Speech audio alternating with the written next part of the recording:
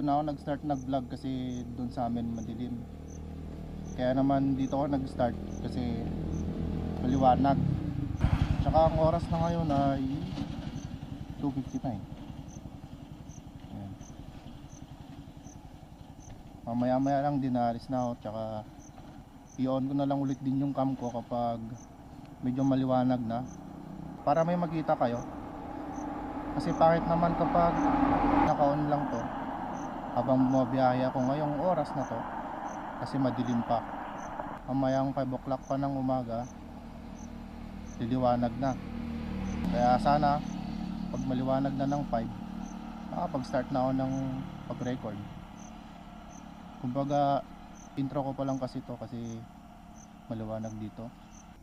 So sana bago ko malahati yung gas ko makaabot na ako ng Claveria para naman dun yung unang stopover ko. 4 hours na biyahe pa yun. Siguro 7 o'clock makakarating ako dun kasi ang gusto kong gawin kada kakalahati yung tangke magagasolina na ako para iwas maubusan ng gas. Lalo na sa akin, first time ko gagawin to, hindi ko kabisado kung saan malalapit na gas station sa highway. Kada kalahati ng tangke magagas na ako. 3 o'clock na. Nakita na lang tayo ulit sa pagsikat ng araw. What's up guys, dito na tayo inabutan ng liwanag, Sanchez Mira. At kanina pa ako naghahanap ng gas station at mabuti na lang may nakita na akong bukas. Nasa kalahati na yung tangke ko, kaya magagas na rin ako. Kanina pa ako naghahanap eh. Sir? Saan kayo pupunta? Punta po ng vegan. Malayo pa ba? Galing pa po ito kay Garaw eh. Nasa kalahati naman na. Kanina pa ako naghahanap ng gas station. Ang haba pala ng highway dito. Sige, sir. Grabe. Pero walang nagba-24 oras doon sa Pamplona. O yun nga sir eh. Dito sana sir meron doon. Pero malayo pa. Tagalungan pa yun. Yun nga sir, buti bukas na kayo eh. Kanina pa ako naghahanap eh. Paggabi sir, hanggang alas 9 din kami. Oo. Pagbalik mo. Pagbalik mo hanggang alas 9 pwede kang mag-stop over dito. Yun.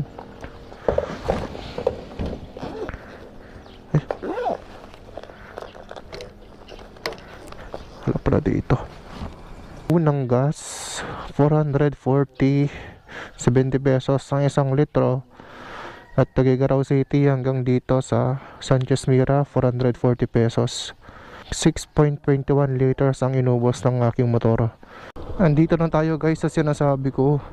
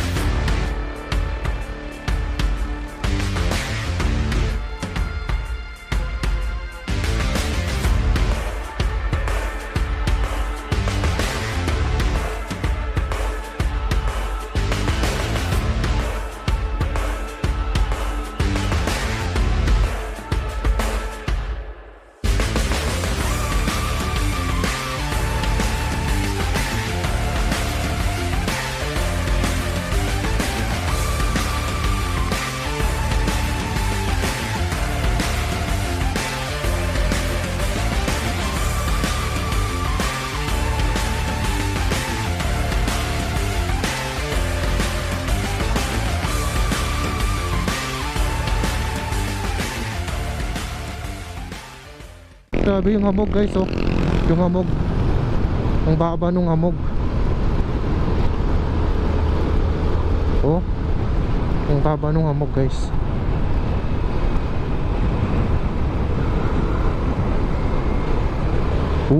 Ang baba ng hamog. Uy.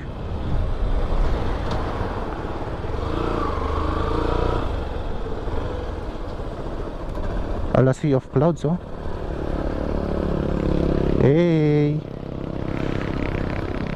Ala, sea of clouds. Ako ay hindi naman nagmamadali sa pupuntahan ko, kaya picture lang ako ng picture. Ayan na tayo guys, malapit na tayo sa Patapat Bridge. Ito na yung gilid ng dagat. Grabe. Uy, dito kami nag-stop over dati. Nasaan na yung mga nagtitinda? Nakula na sila. Wala na pala yung mga nagtitinda sa gilid. Reduce speed. Yes po, dahil basa ang aking gulong. Magdadahan-dahan talaga ako. Ang bilis magpatakbo ng Mio, grabe. Tapos dalawa pa sila. Siguro kabisado niya to, kaya ganon. Oh, Patapat Bridge.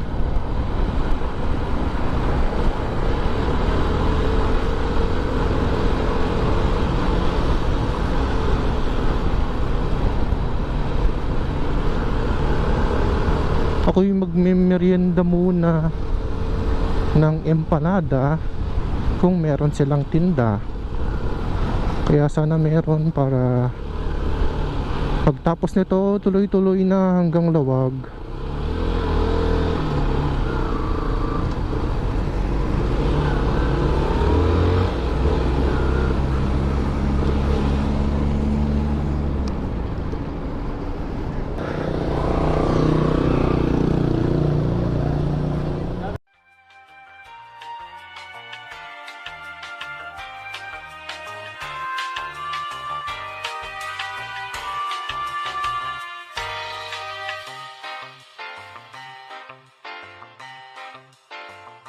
Ayun ang empanada.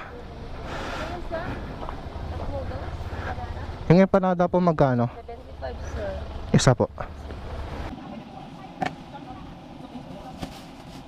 May ano ko?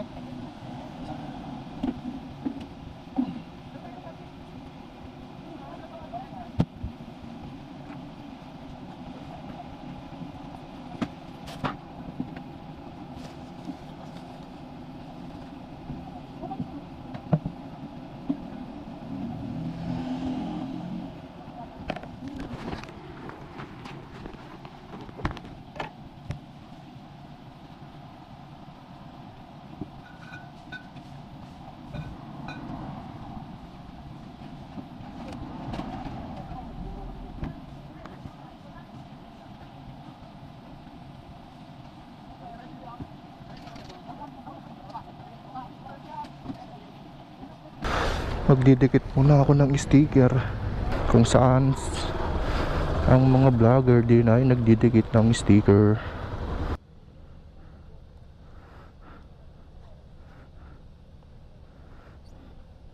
Hey.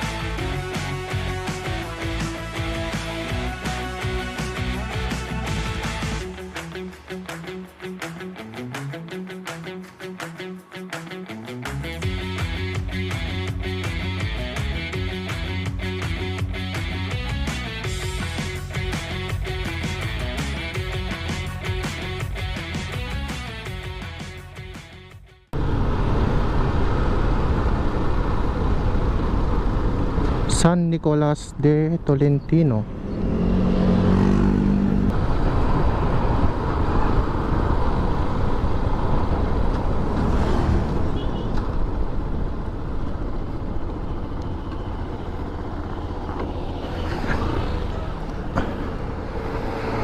Welcome to Ilocos Norte.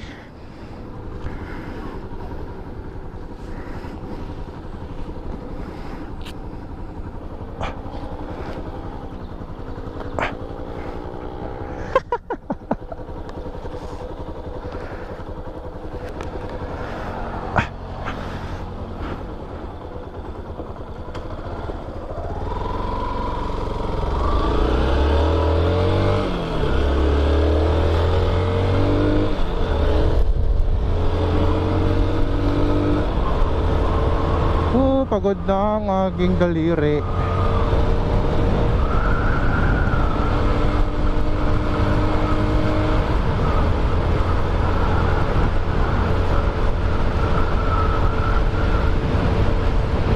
Ayan na ang vegan. Ang mahal ng gas nila, 86. Kala ko Supra. Nandito na tayo sa Bantay.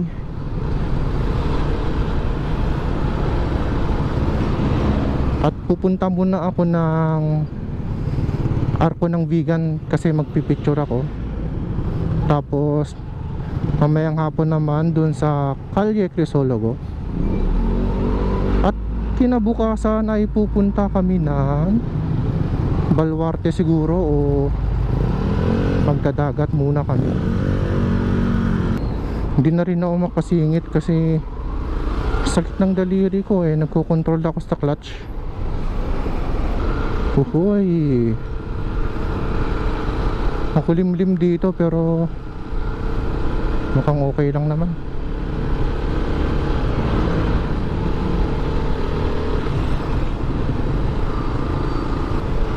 Vegan na to pero pinaalala ko lang yung ibang kalsada na pamilyar ako.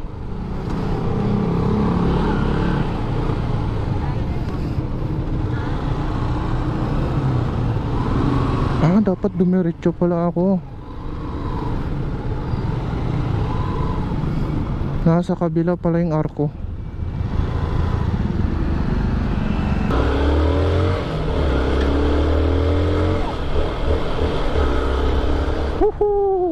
Vegan na ito.